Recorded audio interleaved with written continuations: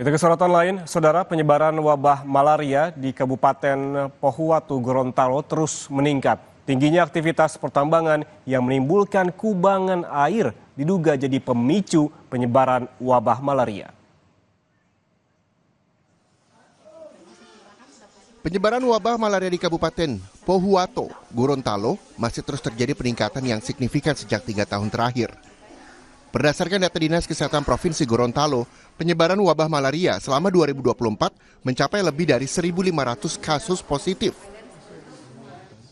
Kabupaten Pohuwatu tercatat menjadi wilayah dengan sebaran wabah malaria paling tinggi, yakni mencapai 800 kasus positif dengan 2 kematian selama tahun 2024.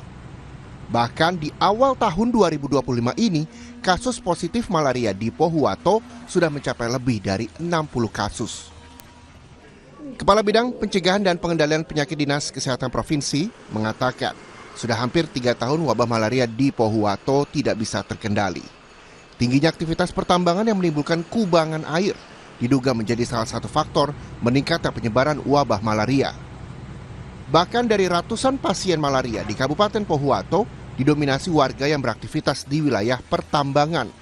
Memang untuk di 3 tahun terakhir ini udah masuk ke 3 tahun 2025 ini memang kasus malarianya yang paling tinggi. Ya, memang yang kemarin yang awal menimbulkan terjadi peningkatan kasus malaria itu adalah adanya kubangan-kubangan yang diakibatkan oleh galian-galian pertambangan yang ada di Kabupaten Pohuwatu. Mengingat faktor dari Anopheles ini adalah paling suka atau berinduknya adalah di ada genangan air seperti itu. Tingginya angka kasus positif malaria pada bulan Februari 2025, pemerintah Kabupaten Pohuwatu telah menetapkan status darurat malaria sehingga menjadi atensi pemerintah pusat. Dinas Kesehatan Provinsi Gorontalo pun terus memberikan pendampingan dan koordinasi untuk menekan penyebaran wabah malaria di Kabupaten Pohuwatu. Warga diharapkan dapat bersama-sama memerangi wabah malaria dengan menjaga kebersihan lingkungan sekitar.